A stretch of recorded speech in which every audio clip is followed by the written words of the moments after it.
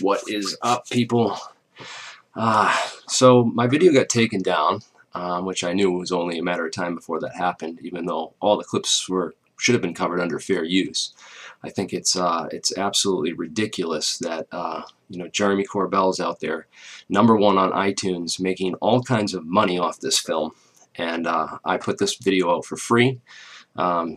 Real UFO research work. I mean, compared to what Jeremy Corbell did in his film, which was essentially a pro-Lazar propaganda piece, didn't present any of the conflicting evidence against the Lazar case. And now here we are. My thing has been banned. So, and Jeremy has actually responded on Twitter, and I can't see this because he has me blocked on Twitter. He's afraid of me, very afraid, because he knows I'm right, and I'm gonna expose this. He's just a creepy fanatic. He minimizes every argument that I've thrown at him. He just ignores it or just dodges it, and he won't address anything I've brought up head on. He says I skew the physics. All right. If I skewed the physics, I'm going to get to that in a second.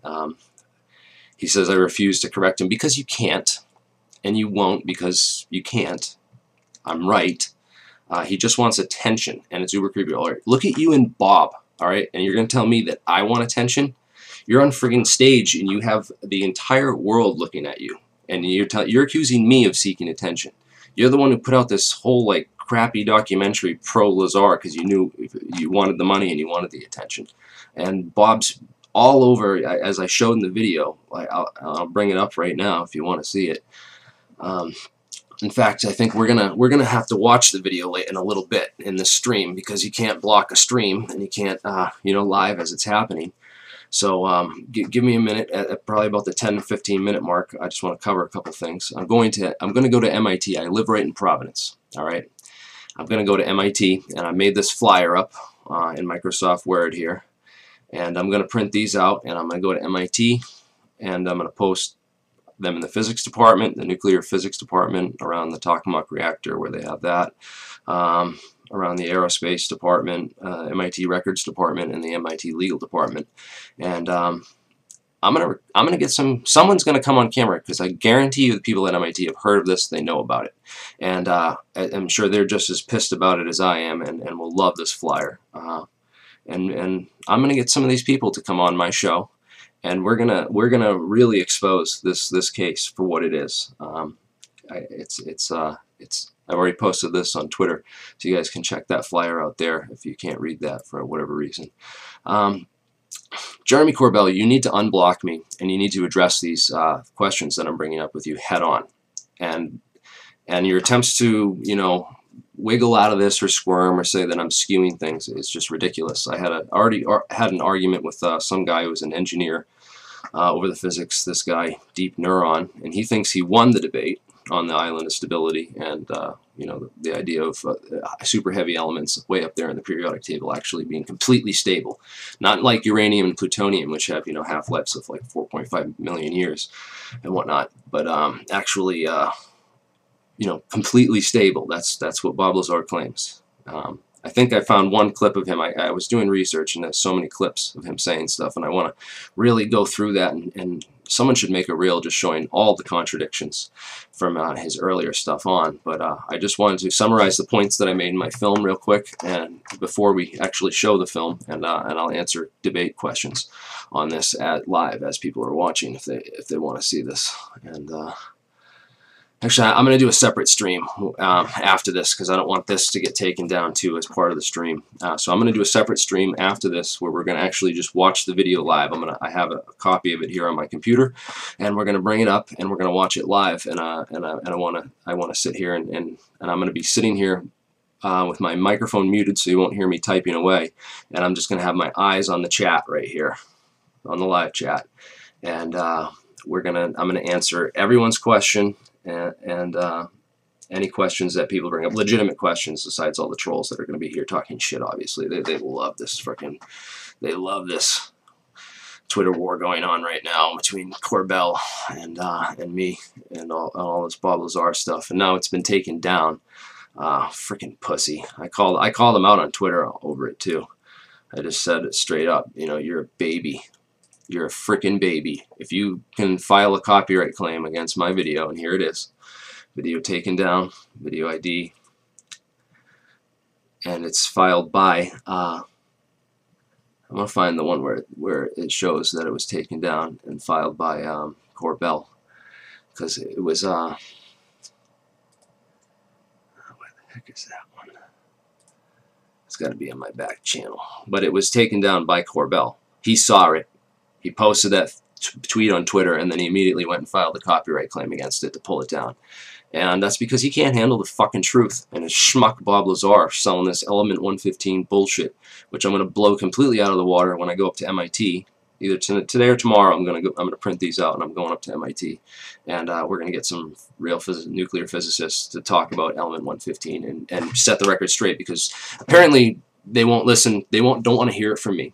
I can't. So nothing I can say can convince these people, and I'm trying to give the best sources possible for this story, because this is one of those things. It's like you're not going to convince people unless you get the best sources, and I've done that with that video that I put out. I didn't say a word in that entire 46-minute documentary. All I did was use George Knapp, John Lear, Gene Huff, and Bob Lazar, the 4 guys that originally created this story, to debunk this story. I used only them and their statements alone and the things that they said. John Lear, about that, talking about what, you know, going up to Los Alamos with Bob every 6 weeks with 300 alpha probes that they repaired. That's not a physicist. You had a 6-week contract going to back and forth to Los Alamos. That's the rabbit in his burrow. That's why he was so familiar with the place. He's in the phone book under Kirk Meyer Corporation doing electronics technician work, repairing alpha probes, 300 of them. Physicists don't do that kind of stuff. Their work is more important. They deal with equations and just, you know, either experimental physics or theoretical physics. Those are the 2 fields, and the theorists come up with ideas, and then the experimentalists go out and test them and do experiments. It's dude, people aren't interested in the truth. They're not, and it's ridiculous, and just they're sellouts. They're complete sellouts, and that's all I have to say to it. And you know, they're completely bitter and talking shit about me. They blocked me, and now it's gonna get serious, because this story needs to die, man. 30 years ago, and people, I just think about all these young kids just like myself. You know, I'm 36 now. I went to school, got a physics degree. I did 10 years in the field of ufology and researching anti-gravity, because I thought, like, Bob Lazar was telling the truth. Only come to find out after all the research I've done, and this is the summary of all that. And now it's getting blocked, so people can't even have access to that truth.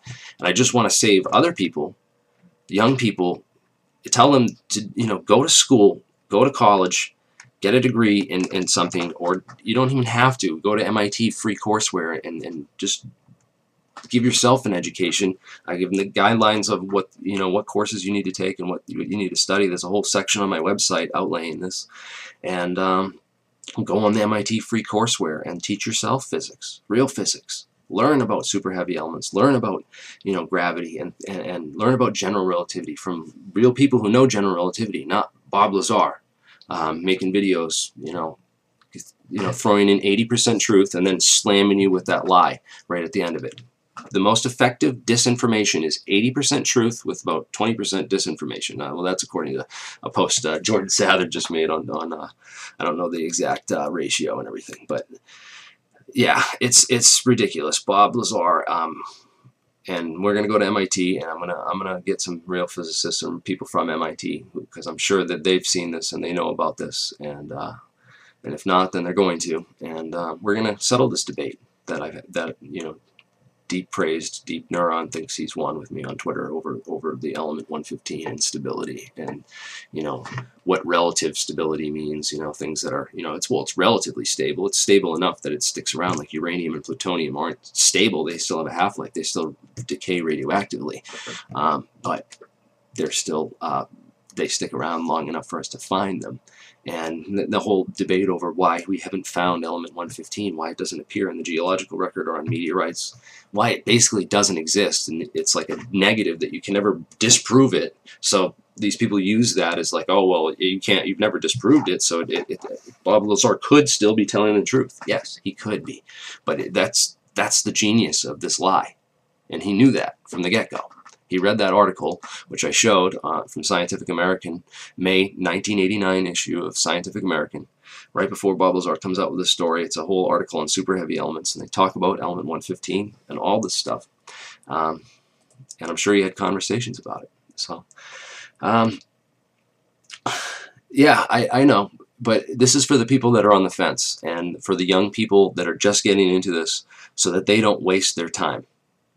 Okay, I know I'm wasting my time on the people that believe Lazar and Lear. They're always going to believe these people. They're never going to have their minds changed, and they're going to be trolls to the day I die, you know, about this stuff. But this is not for them. This is for the young people watching that are interested in science and physics. You know, the people that went to, you know, I still get emails from people that say like, dude, I was watching your videos back in like 2009 when I was like in high school, and that's like, then I went to school and got a degree in physics, and it's like, you know, because of this, you know, that makes me feel good, you know, to teach people real science and give them a future, a career, and a future that, you know, with real truths that they can follow in their life. Because the whole thing about beliefs in the beginning of the film is powerful, man. It guides your life. It just guides your decision making.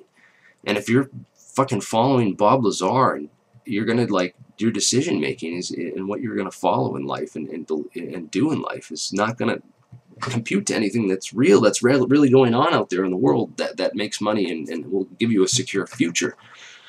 Which, you know, I really hope people understand. You know, we're trying to build the future, and I'm trying to build a future generation of scientists. It's the kids out there that are young watching these videos, that are studying science and getting interested in this stuff. I want them to go down the right paths and research the right kind of stuff, and then also learn the real physics. So we're going to get into that, and I'm going to get on this. I got to get going, but maybe we'll watch this video and do a live stream on that, and we'll see how that goes. All right, I'm gonna stop this, and I'm gonna do another live stream, picking it up in just a second here.